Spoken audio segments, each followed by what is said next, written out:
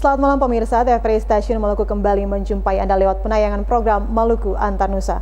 Mengawali kebersamaan Anda dengan kami dalam program Maluku Antarnusa, terlebih dahulu dapat Anda simak kilas berita utama.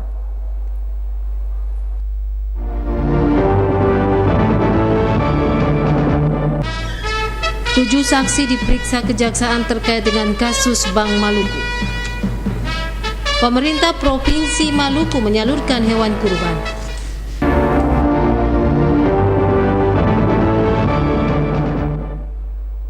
Pemirsa, demikian antara lain topik utama Maluku Antarnusa malam ini, dan bersama saya Alen Lekatompesi, kita jelang Maluku Antarnusa selengkapnya.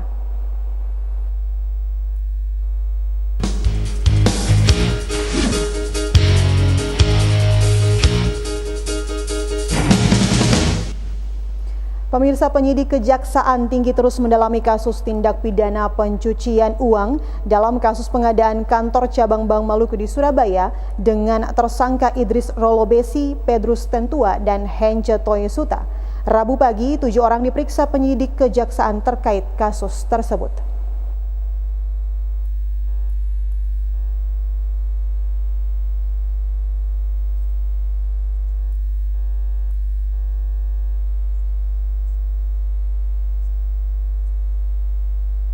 Aset milik tersangka Hence Toyesuta, penyidik Kejaksaan Tinggi Maluku kembali memeriksa sejumlah orang terkait kasus pengadaan lahan dan kantor cabang Bank Maluku di Surabaya.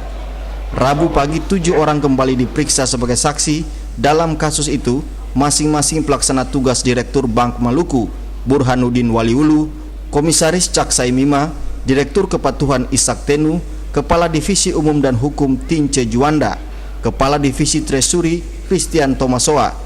Sedangkan 2 orang lainnya adalah pejabat bank swasta yang diduga menerima transferan aliran dana pengadaan lahan dan kantor cabang Bank Maluku di Surabaya.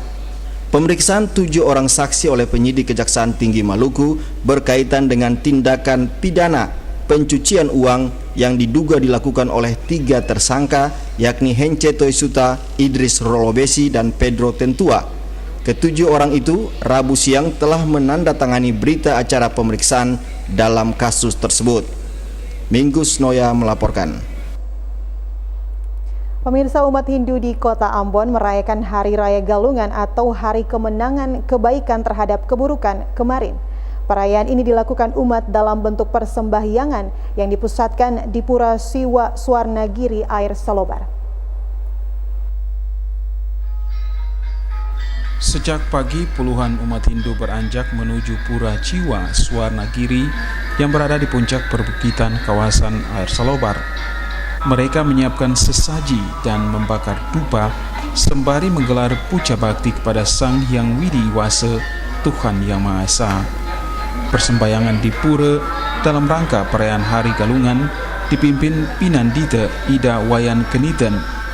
Ketua Parisade Hindu Maluku, Inyoman Sukedane, menyatakan Hari Raya Galungan pada hakikatnya adalah perayaan kemenangan Dharma atau kebaikan terhadap adharma atau keburukan.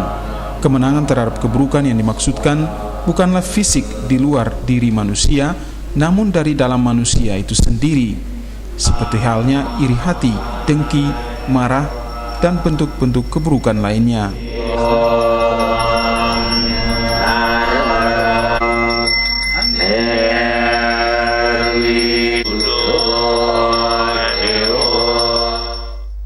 Setelah memenangkan keburukan dalam diri, umat Hindu merayakannya dalam upacara galungan. Menurutnya ada beberapa tahapan yang dilakukan umat Hindu hingga memasuki Hari Raya Galungan. Antara lain syukur kepada bumi, penyucian di luar dan di dalam diri, berpuasa, dan semedi. Kemenangan ini sebenarnya bukan pertempuran di luar dari diri manusia itu. Pertempuran yang sebenarnya adalah yang ada di dalam diri manusia itu. Di dalam diri ini musuh kita banyak.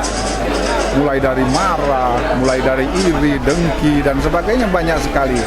Nah, kemarin hari Selasa, hari penampahan itu, penampahan galungan, disitulah pertempuran itu. Disitulah perjuangan kita sebagai manusia untuk memenangkan nilai-nilai kebenaran itu. Nah, hari ini, Hari Raya Galungan, setelah kita melewatinya dan mampu memenangkannya, pada hari inilah kita merayakan kemenangan itu. Hari Raya Galungan digelar berdasarkan penanggalan kalender Bali dan Jawa. Perayaan ini digelar setiap 6 bulan sekali, tepat pada hari Rabu Kliwon. Melki Charles melaporkan.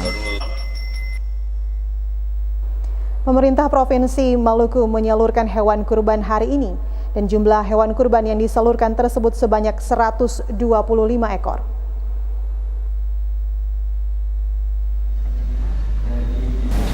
Dalam rangka menyambut Hari Raya Idul Adha 1437 Hijriah, pemerintah Provinsi Maluku menyalurkan hewan kurban Kamis pagi. Penyaluran hewan kurban tersebut dipusatkan di pelataran Masjid Raya Al-Fatah Ambon. Untuk tahun ini, pemerintah Provinsi Maluku menyalurkan hewan kurban sebanyak 125 ekor. Hewan kurban tersebut terdiri dari 40 ekor sapi dan 85 ekor kambing. Dalam kegiatan penyerahan hewan kurban ini, Dinas Pendidikan dan Dinas Pertanian Maluku juga turut menyerahkan bantuan hewan kurban kepada Masjid Raya Al-Fatah. Jumlah hewan kurban yang diberikan itu masing-masing 4 ekor sapi. Selain itu, Ketua Tim Penggerak PKK Maluku Nyonya Hajah Reti Asagap pada kesempatan ini juga turut menyerahkan 1 ekor sapi kepada pengurus DPD Pengajian Al-Hidayah Maluku. Gubernur Maluku Said Asagap mengatakan untuk tahun ini Provinsi Maluku juga mendapatkan bantuan hewan kurban dari Presiden. Hewan kurban dari Presiden tersebut memiliki bobot 800 kg yang diserahkan kepada pengurus Masjid Raya Al-Fatah Ambon. Presiden berpesan agar bantuan hewan kurban yang diberikan kepada Maluku dapat disalurkan kepada mereka yang berhak menerima seusai pelaksanaan sholat Idul Adha nanti. Alhamdulillah hari ini saya menyerahkan bantuan sapi kurban dari Bapak Presiden Republik Indonesia yang beratnya itu 800 kg ya.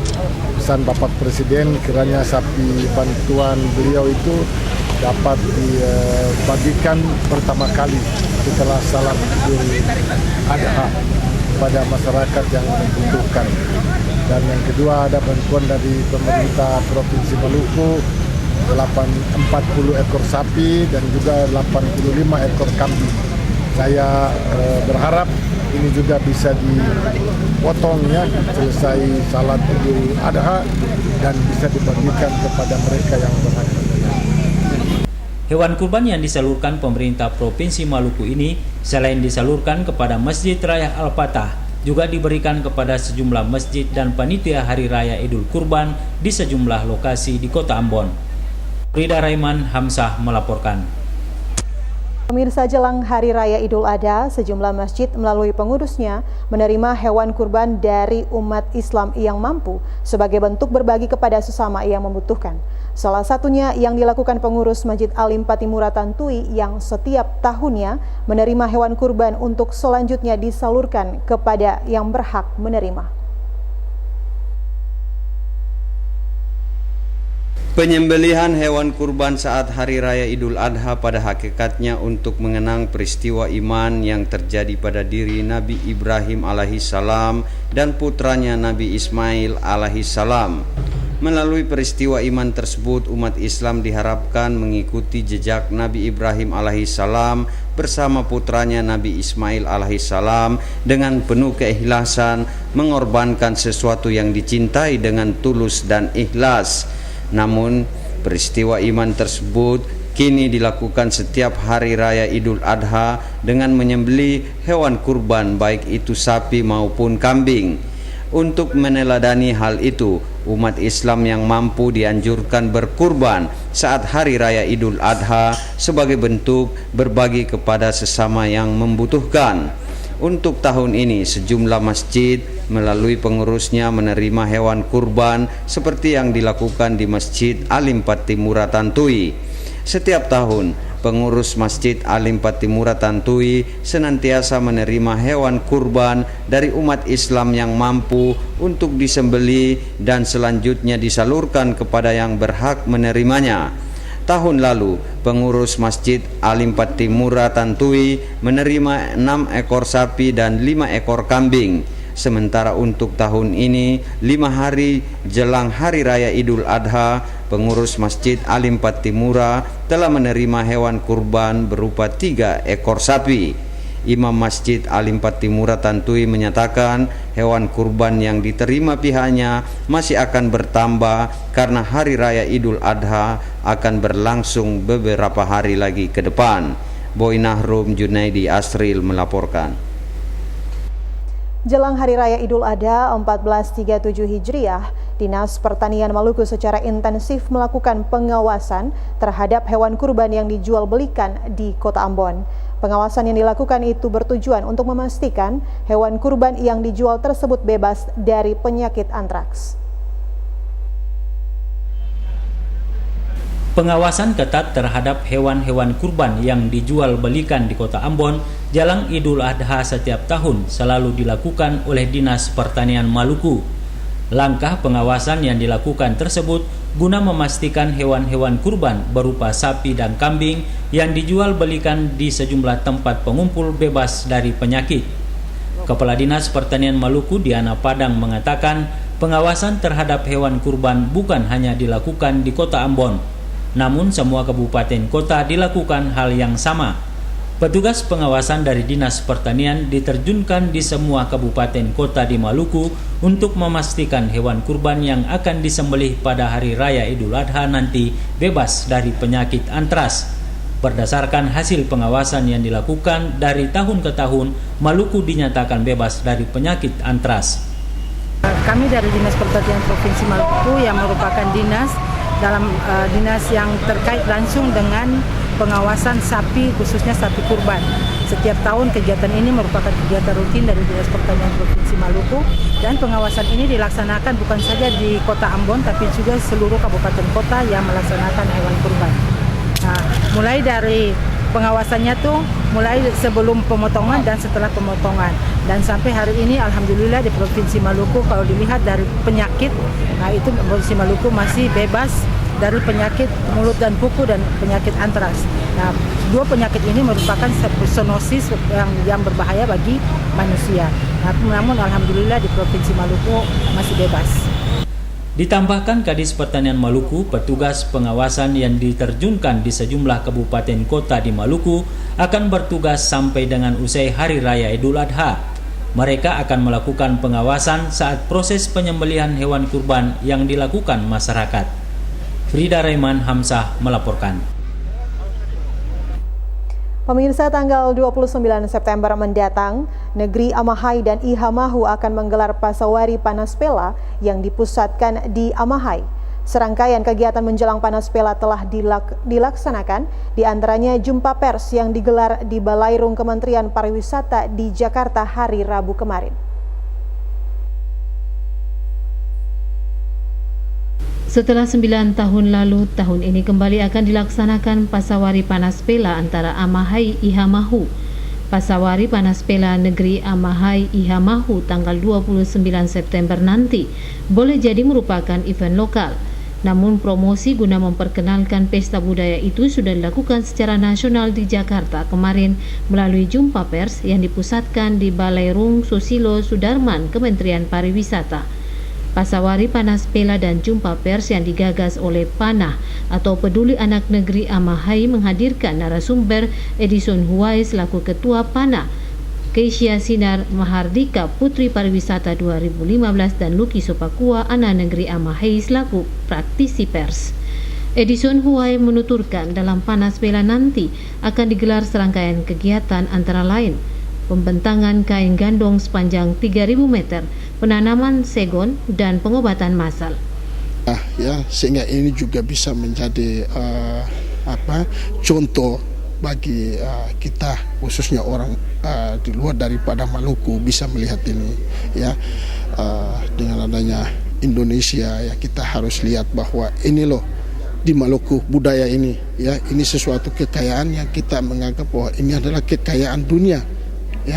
Karena kita melihat bukan saja di Indonesia tapi di belahan bumi ini kan terjadi peperangan sana sini, tapi kita di Maluku kita tahu bahwa yang pernah terjadi itu sangat luar biasa, tapi dengan adanya Piala Gandong itu tetap cepat terselesai dan kita menganggap bahwa kita ini adalah saudara, ya.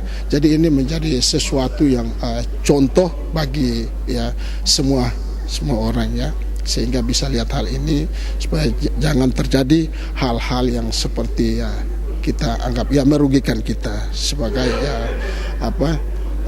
orang Indonesia maupun mancanegara. Sementara Putri Pariwisata 2015 Keisha menjanjikan akan menghadiri acara Panas Bela juga ikut mempromosikan event tersebut. Baik, sebagai Putri Pariwisata pastinya dengan ada acaranya ini sangat bangga sekali ya. Apalagi saya bisa turut hadir kontribusi di acara ini karena itu sebagai salah satu cara kita juga mempromosiin pariwisata ke dunia luar. Jadi kan selama ini kita hanya tahunya Denpasar, Jogja, Raja Ampat. Ini kesempatan kita yang sangat bagus sekali sih, apalagi dengan adanya event Panas Bela ini. Panas Bela itu suatu acara adat ya. Tadi begitu saya dikasih tahu segala macam sejenis acara adat kayak di Jogja, di mana-mana gitu aja sih. Makanya ini saya sangat antusias sekali kan dengan saya kontribusi di sini. Saya jadi lebih mengenal Indonesia, salah satunya di Maluku ini.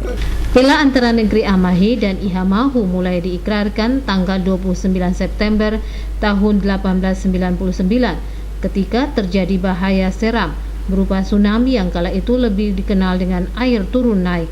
Ribuan orang telah dikonfirmasi akan menghadiri puncak acara Panas Bela kedua negeri tersebut. Tim Liputan TVRI Maluku melaporkan. Pemirsa, tanggal 5 September, Sekolah Pertanian Pembangunan Provinsi Maluku genap berusia 61 tahun.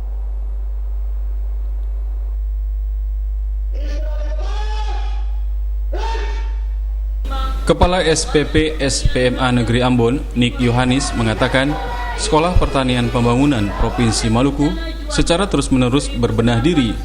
Hal ini sejalan dengan tuntutan perkembangan dunia serta persaingan sumber daya manusia yang semakin ketat.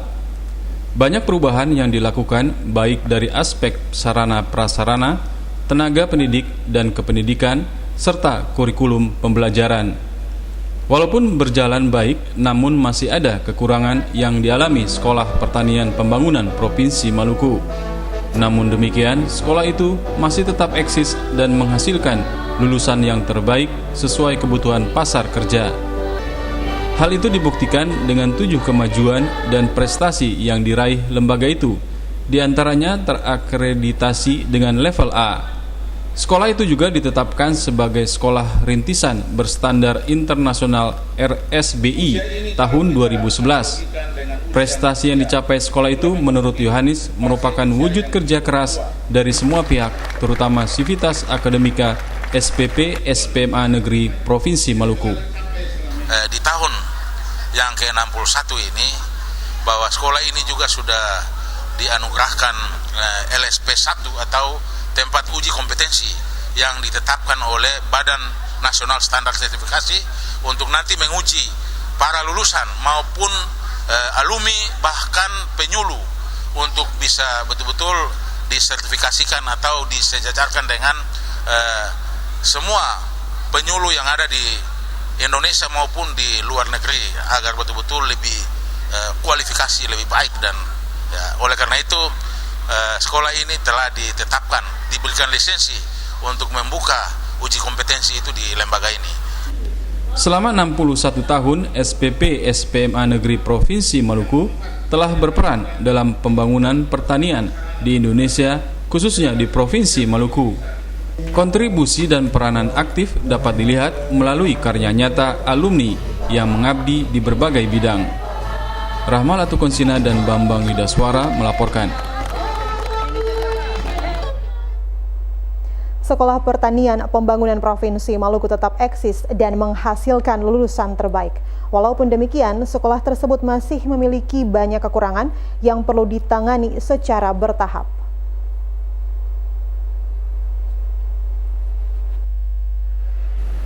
Sekolah Pertanian Pembangunan Provinsi Maluku di usianya yang ke-61 tahun telah berperan dalam pembangunan pertanian di Indonesia, khususnya di Maluku.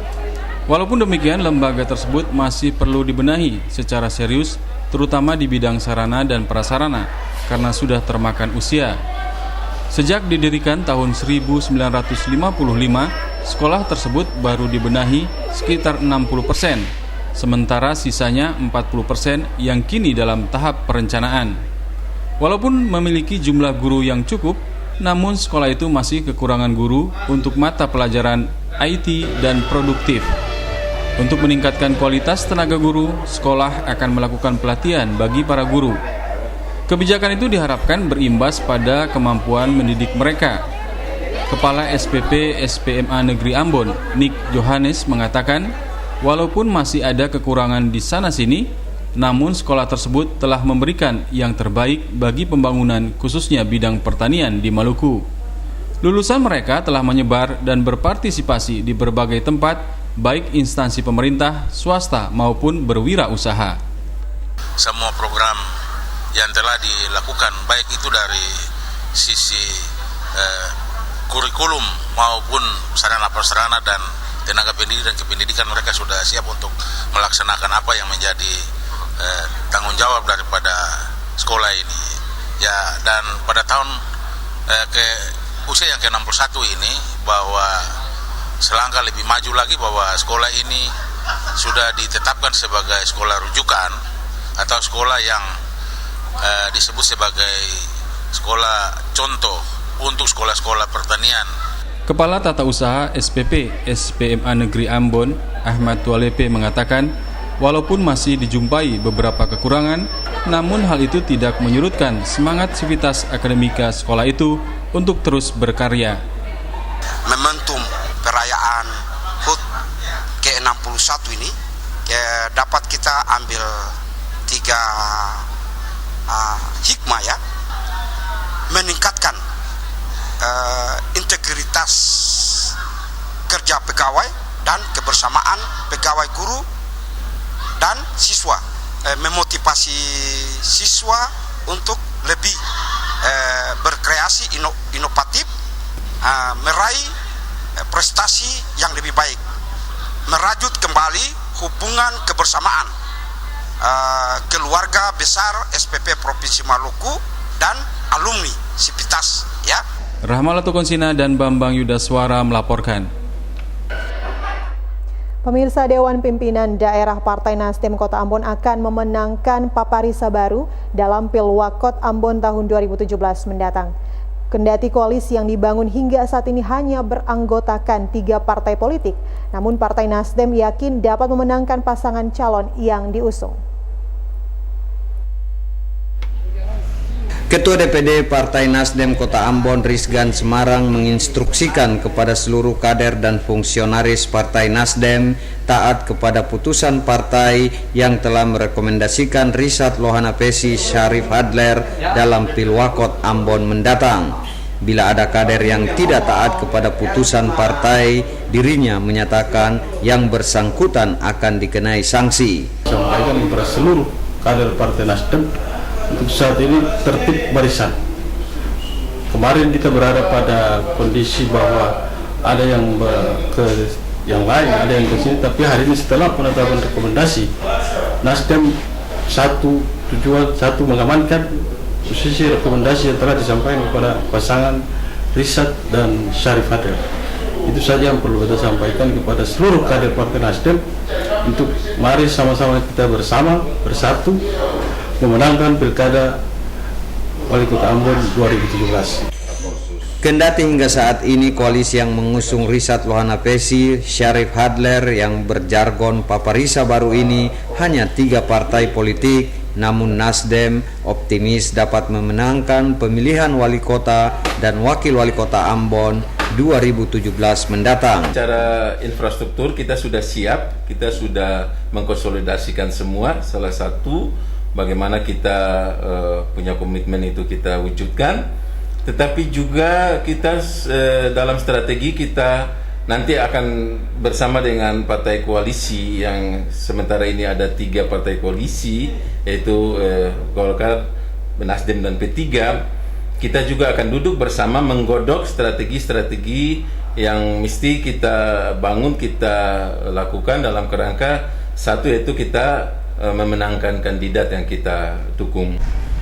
Untuk memenangkan pasangan calon yang diusung koalisi Golkar, Nasdem dan P3, pihaknya menyatakan akan senantiasa memperkuat konsolidasi antar partai politik pendukung. Boy Nahrum, Junedi Astril melaporkan. Pemirsa, tim pemenangan Bruri Nanulaita mengancam akan ada golput besar-besaran pada pemungutan suara pemilihan wali kota dan wakil wali kota Ambon nanti. Menurut mereka, sedikitnya 12.000 pemilih akan golput menyusul tidak diakomodirnya Bruri Nanulaita oleh partai politik pada Pilwakot Ambon. Sementara Nanulaita mengingatkan pendukungnya untuk memilih sesuai dengan hati nurani.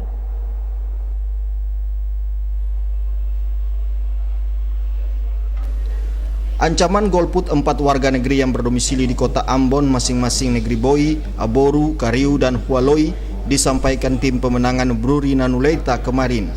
Warga 4 negeri yang berdomisili di kota Ambon ini sebelumnya telah memberikan dukungan bagi Bruri Nanulaita untuk maju dalam pencalonan wali kota Ambon 2017 mendatang. Namun dalam proses yang telah dibangun bersama partai politik, Bruri Nanulaita tidak diakomodir.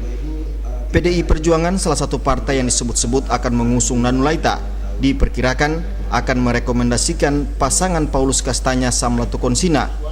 Tim relawan Bruri Nanulaita Peter Tuan Kota mengatakan tindakan yang dilakukan oknum elit Partai Demokrasi Indonesia Perjuangan sangat tidak beretika.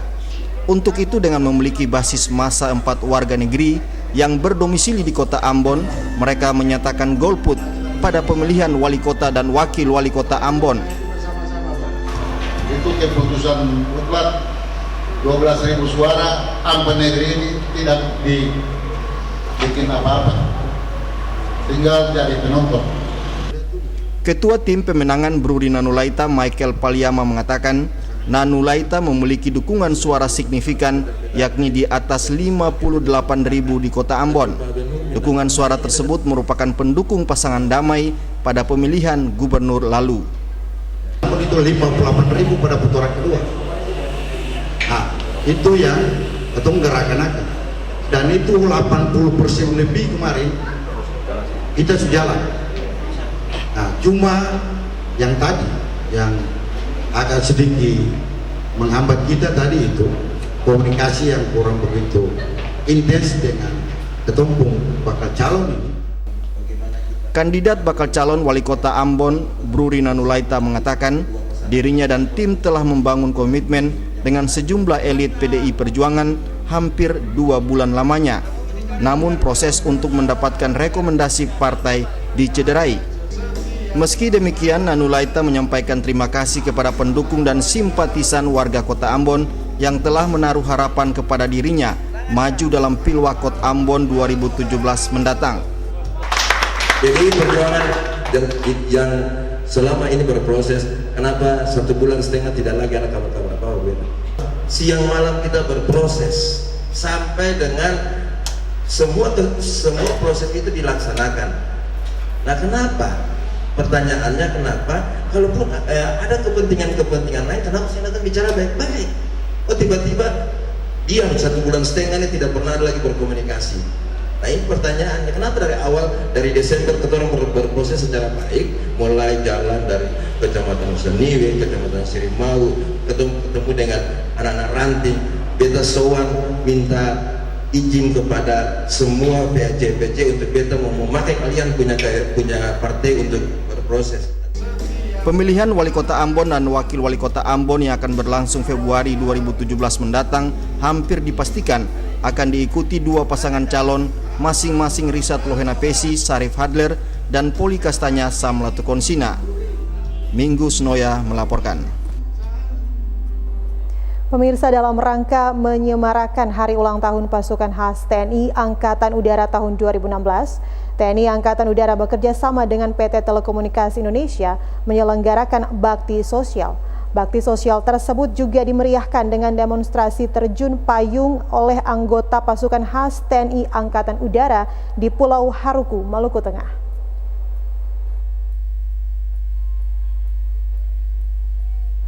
Dalam rangka menyongsong hari ulang tahun Pasukan Khas TNI Angkatan Udara tahun 2016, TNI Angkatan Udara bersama PT Telekomunikasi Indonesia melakukan berbagai kegiatan bakti sosial di daerah Maluku. Terpilihnya daerah Maluku sebagai tempat pelaksanaan kegiatan karena Maluku dalam tataran pembangunan nasional jauh lebih tertinggal jika dibandingkan dengan daerah lainnya di Indonesia. Bakti sosial tersebut dipusatkan di Kecamatan Pulau Haruku, Kabupaten Maluku Tengah. Pelaksanaannya dilakukan di 4 titik, yakni di Dusun Ori, Desa Pelau, Desa Kariu, Hulaliu, dan Dusun Naira, Desa Aboru. Selain kegiatan bakti sosial, masyarakat di Kecamatan Pulau Haruku dihibur dengan demonstrasi terjun payung oleh Pasukan Khas TNI Angkatan Udara. Demonstrasi para prajurit anggota Pasukan Khas ini menjadi tontonan menarik warga sekitar. Komandan Pasukan Khas TNI Angkatan Udara Marsikal Muda Adrian Watimena mengatakan kegiatan bakti sosial sengaja dirancang di kawasan timur Indonesia untuk penunjukan kepada prajurit TNI AU dan seluruh pimpinan PT Telekomunikasi Indonesia di seluruh tanah air untuk peduli membangun Maluku dalam berbagai bidang pembangunan. Jangan pikiran macam-macam lagi. Kita pikir menjadi warga negara Indonesia yang hebat. Tidak usah berpikiran macam-macam lagi. Sekarang tinggal yang adik-adik yang kecil-kecil, kalau mau jadi pemain bola, jadi pemain bola yang hebat. Jangan pikir jadi tentara dan polisi saja. Jadi pengusaha besar, mau jadi artis, kayak Prila Latokonsina, mau jadi siapa saja. Mau jadi jenderal kayak saya, bisa. Yang penting mau belajar. Kegiatan demo terjun payung oleh anggota Pasukan Khas TNI Angkatan Udara mendapat perhatian dari warga sekitar. Mereka berharap kegiatan seperti ini dapat berjalan setiap tahunnya, utamanya dalam rangka membangun dan membina kebersamaan bersama masyarakat dan TNI Polri maupun PT Telekomunikasi Indonesia sebagai bagian dari warga bangsa yang mempunyai komitmen cinta terhadap tanah air. Di siang hari ini cukup meriah dengan adanya kedatangan Bapak Komandan Paskas yang mana dari pagi dinantikan oleh masyarakat dan negeri tetangga yang mempunyai minat untuk mau memajukan negeri masing-masing. Dari itu saya sebagai pemerintah negeri Kariu minta ada kerjasama antara masyarakat dengan saudara kami yang datang dari Bandung sampai tiba di negeri Kariu yang tercinta pun Ori. Dari itu kami tidak bisa membalas apa-apa kepada mereka, hanyalah sebagai orang percaya saya minta Tuhan memberikan berkat yang berlimpah untuk baik komandan maupun anggotanya. Abu Sahbawa, Cakta Maela melaporkan. Kepala Badan Diklat Provinsi Maluku Syuriadi Syahbirin mengatakan syarat untuk menjadi polisi Pamong Praja adalah pegawai negeri sipil yang lulus Diklat Polisi Pamong Praja. Hal ini dimaksudkan agar penyelenggaraan ketertiban dan ketentraman masyarakat benar-benar dijalankan sumber daya manusia yang kompeten dan sah secara hukum.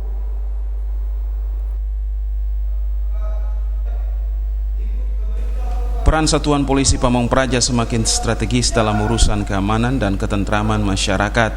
Kualitas sumber daya manusia menjadi prioritas untuk seorang polisi Pamong Praja dalam menjalankan tugas, kewajiban, dan kewenangan sesuai undang-undang.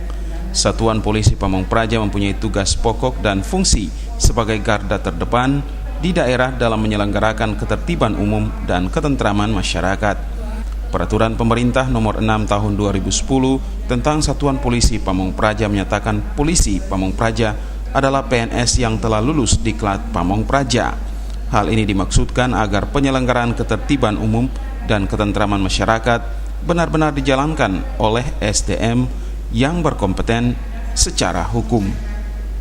Untuk itu diperlukan kualitas SDM Polisi Pamong Praja yang memiliki pengetahuan, keterampilan, dan sikap sebagaimana terkandung dalam nilai-nilai dasar Satuan Polisi Pamong Praja. Kepala Badan Diklat Provinsi Maluku Syuriadi Syahbirin menyampaikan hal itu pada pembukaan Diklat Dasar Pamong Praja Pola 150 Jam Pembelajaran Lingkup Pemerintah Kota Ambon Senin pagi. Menindaklanjuti Peraturan Pemerintah Nomor 6, Kementerian Dalam Negeri menerbitkan Permendagri tentang pedoman penyelenggaraan Diklat Dasar Polisi Pamong Praja. Ini menjadi upaya serius pemerintah untuk membentuk SDM Polisi Pamong Praja yang handal dalam melaksanakan tugasnya. Sejalan dengan itu, Badan Diklat Provinsi Maluku menyelenggarakan Diklat Polisi Pamong Praja untuk 50 anggota satuan Pol PP pada lingkup pemerintah Kota Ambon.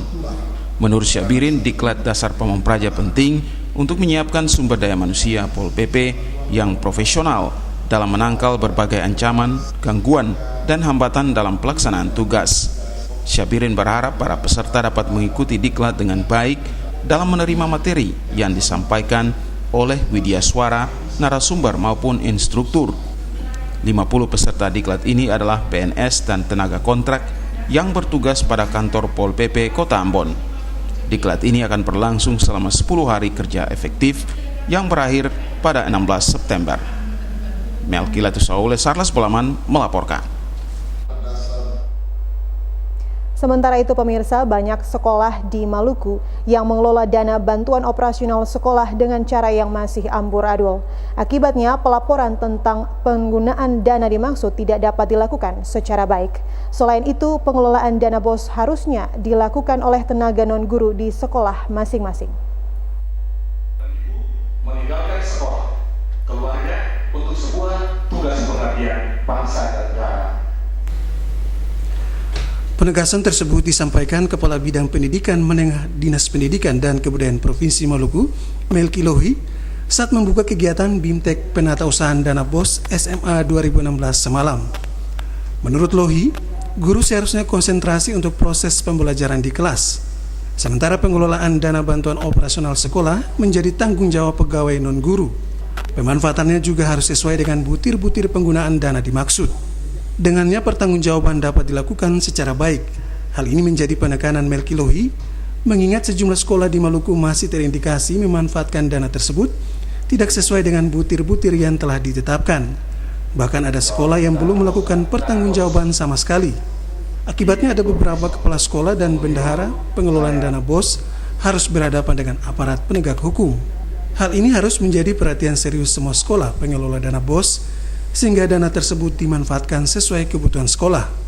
BIMTEK Penatausahaan BOS SMA tahun 2016 yang dilaksanakan saat ini, kata Lohi, bertujuan untuk memberikan sosialisasi terkait kebijakan dan pemanfaatan BOS SMA tahun 2016, serta format pertanggungjawaban keuangan dan pelaporan, perpajakan, mekanisme pengawasan, serta melakukan simulasi penyusunan dokumen pertanggungjawaban dan pelaporan BOS SMA tahun ini. Tujuan lain dari kegiatan ini yaitu mengumpulkan laporan BOS SMA triwulan pertama dan kedua tahun ini, serta mengumpulkan laporan pelaksanaan BOS SMA tahun 2015 bagi sekolah yang teridentifikasi belum menyampaikan laporan pertanggungjawaban tahun 2015. Dalam kegiatan ini juga akan dikumpulkan formulir bukti pengembalian dana BOS SMA tahun 2014 bagi sekolah yang teridentifikasi kelebihan dana BOS tahun itu.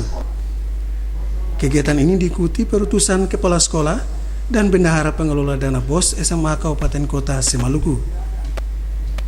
Otis Kotadini melaporkan. Pembangunan rumah sakit Siloam dipastikan rampung akhir 2017 mendatang. Saat ini pembangunan rumah sakit tersebut telah memasuki tahap penyelesaian lantai 6 dari 14 lantai yang direncanakan.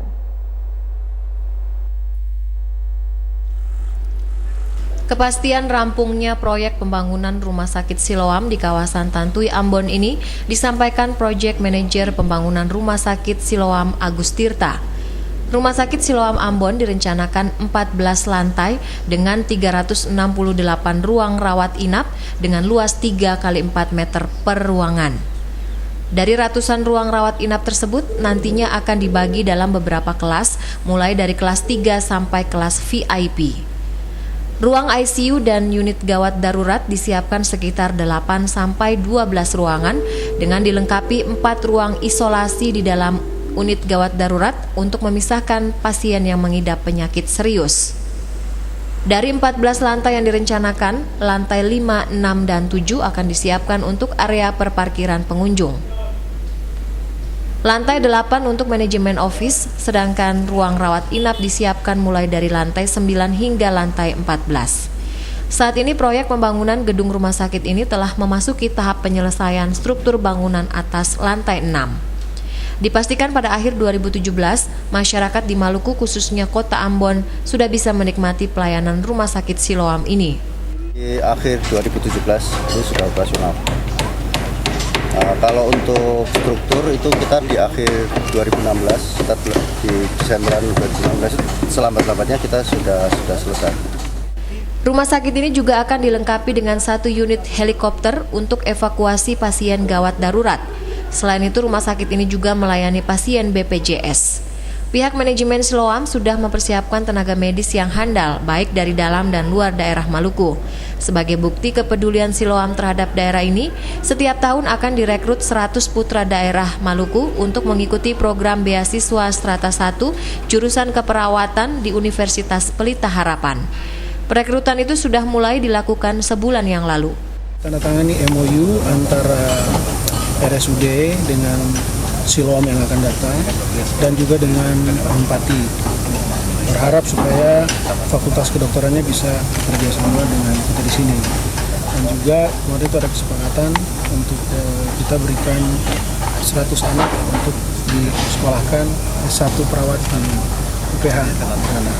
Nah itu sepertinya sedang berjalan seleksinya.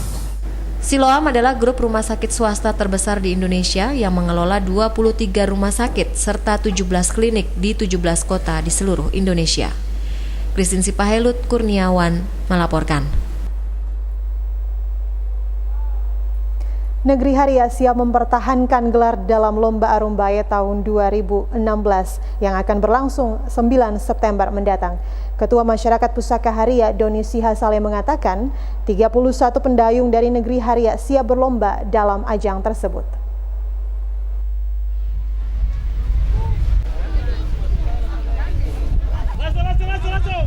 Ratusan masyarakat Haria yang berada di kota Ambon melakukan penjemputan perahu belang di Pantai Paso Rabu pagi. Penjemputan Arumbai itu merupakan tradisi sebelum berlaga dalam lomba Arumbai pada Pesta Teluk Ambon setiap tahunnya. Ketua Masyarakat Pusaka Haria Doni Sihasale menyatakan 31 pendayung dari Negeri Haria siap mempertahankan gelar juara Arumbai tahun ini. Hal itu merupakan komitmen masyarakat Haria sebelum menuju ke kota Ambon. Sihasale meminta peserta lomba Arumbai untuk sportif dalam bertanding agar tidak mengganggu jalannya Pesta Teluk Ambon. Penjemputan perahu belang dari Negeri Haria itu merupakan salah satu bentuk dukungan dan semangat yang diberikan masyarakat Haria yang berada di Ambon. Penjemputan hari ini memang suatu tradisi buat warga Haria, di mana belang ini harus masuk kota, dan harapan supaya kita bisa mendapat juara. Pada prinsipnya kita tetap menang, kalah pun juga tidak ada masalah. Usai penjemputan, perahu belang Negeri Haria itu dipikul menuju Lateri melalui kawasan jalan raya utama. Ratusan orang memikul perahu tersebut dari desa Paso. Aksi ini mendapat perhatian warga di sepanjang jalan yang dilalui.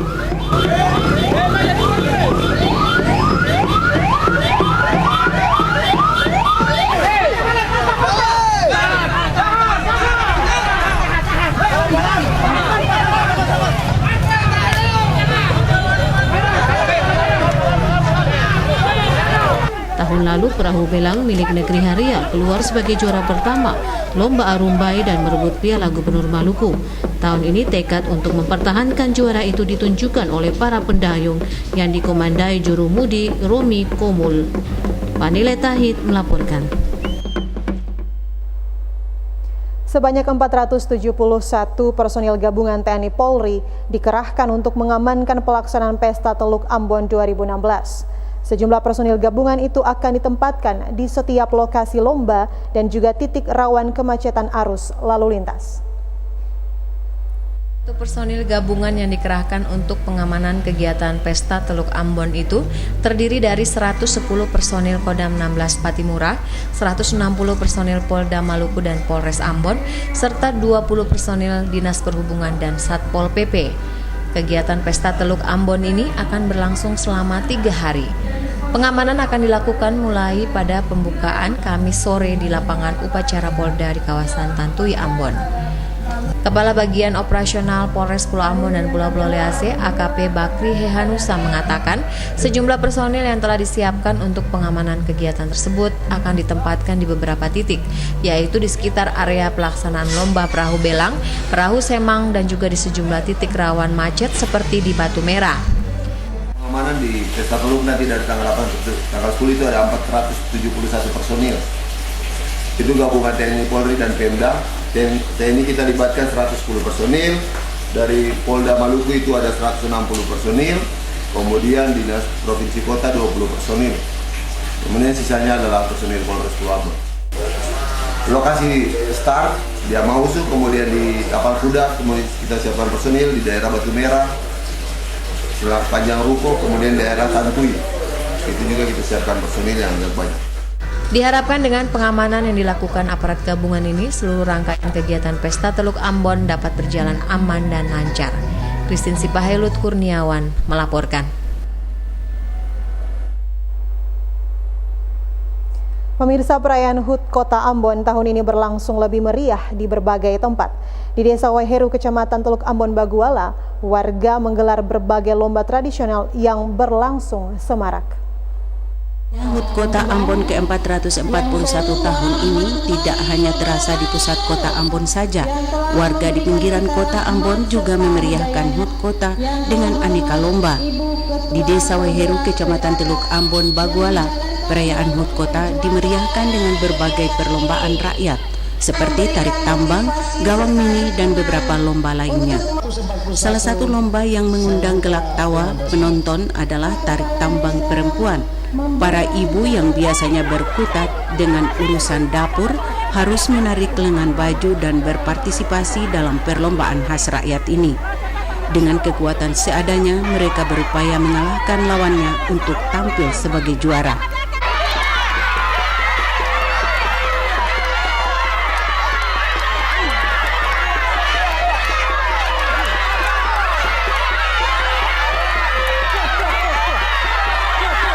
Sebelumnya, rangkaian perlombaan telah diawali dengan lomba sepak bola gawang mini. Lomba gawang mini ini juga melibatkan kaum perempuan yang sebagian besar ibu rumah tangga dan berlangsung dengan kocak. Di sini para ibu menunjukkan kelincahan dalam menendang, mengoper hingga mengundul bola. Aksi para ibu ini sangat menghibur dan mengundang antusiasme warga menyaksikan lomba ini.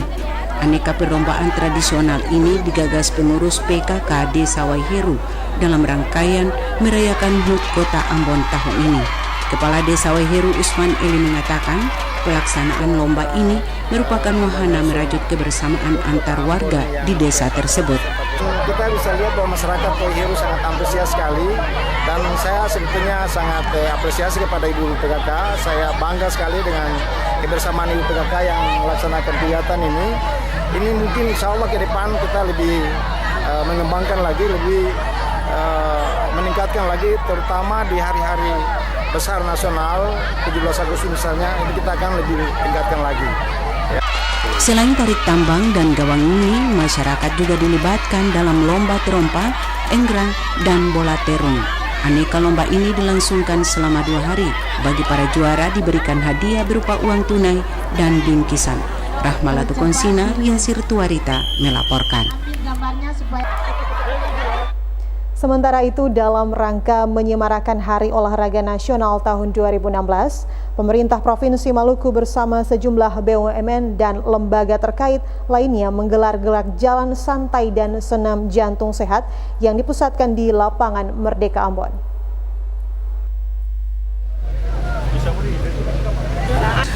Gerak jalan santai dan senam jantung sehat dalam rangka menyemarakan Hari Olahraga Nasional dan Pesta Teluk tahun 2016 dilepas Gubernur Maluku Insinyur Said Assegaf. Kegiatan tersebut dipusatkan di kawasan lapangan Merdeka Ambon. Peserta jalan santai melibatkan seluruh unsur SKPD, pemerintah kota dan Provinsi Maluku, beserta sejumlah lembaga dan mitra terkait lainnya. Mereka melewati sejumlah ruas jalan utama di kota Ambon, antara lain Jalan Patimura, AM Sangaji, dan Aye Pati, dan kembali berakhir di Gong Perdamaian.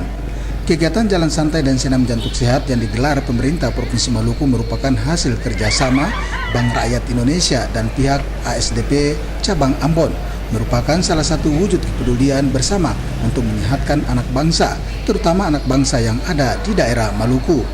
Kegiatan jalan santai selain untuk menyemarakan Hari Olahraga Nasional dan Pesta Teluk tahun 2016, momentum jalan santai dan senam jantung sehat juga merupakan ajang membangun kebersamaan dan menumbuhkan nilai-nilai kearifan lokal daerah sebagai salah satu perwujudan peningkatan kapasitas menuju Maluku yang sehat, sejahtera, religius, dan bermartabat.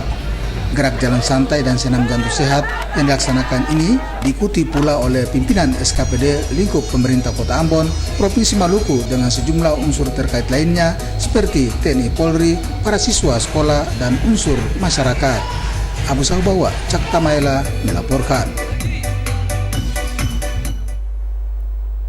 Warga Kecamatan Nusaniwe, Kota Ambon Rabu kemarin menggelar lomba poco-poco dan hiburan rakyat. Kegiatan tersebut dalam rangka menyemarakkan Hari Jadi Kota Ambon yang ke-441 tahun 2016.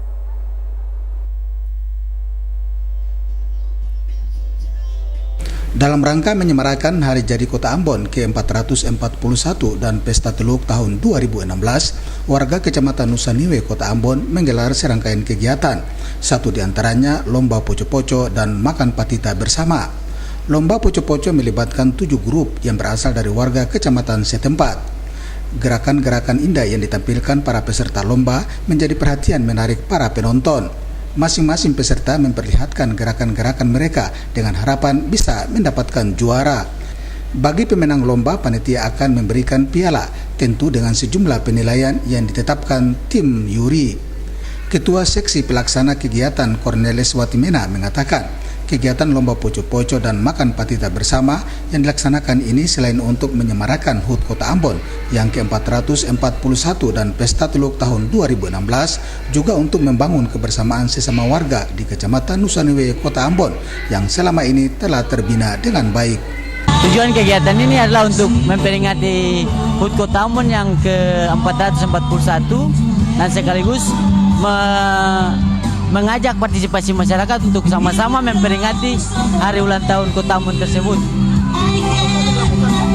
Ada beberapa kegiatan dilakukan seperti lomba-lomba yang melibatkan masyarakat secara langsung, dari anak-anak, orang dewasa, laki-laki, perempuan, semua dilibatkan. Antara lain ada poco-poco, ada gerak jalan indah, dan jalan santai bersama seluruh komponen masyarakat di Kecamatan Nusaniwe. Kegiatan tersebut diisi pula dengan hiburan rakyat yang dimainkan oleh Sanggar Kabaresi. Warga setempat sangat terhibur dengan kehadiran Sanggar Kabaresi yang menyuguhkan hiburan. Mereka melakoni berbagai cerita rakyat yang menginspirasi warga setempat untuk menjadi warga kota yang baik, utamanya dalam mendukung dan mensukseskan program pemerintah Kota Ambon menuju kota yang sehat, indah, damai, dan sejahtera. Abu Saubawa, Cakta Maela melaporkan. Tim penilai lapangan komunitas peduli sungai tingkat nasional meninjau Sungai Batu Gajah Selasa siang. Peninjauan ini dilakukan terkait komunitas peduli Sungai Batu Gajah yang masuk nominasi 6 besar pemilihan komunitas peduli sungai nasional tahun 2016. Pemilihan komunitas peduli sungai tingkat nasional tahun 2016 telah berlangsung di Banjarmasin tanggal 1 hingga 5 Agustus 2016. Kegiatan ini diikuti 20 komunitas dari 20 provinsi di Indonesia.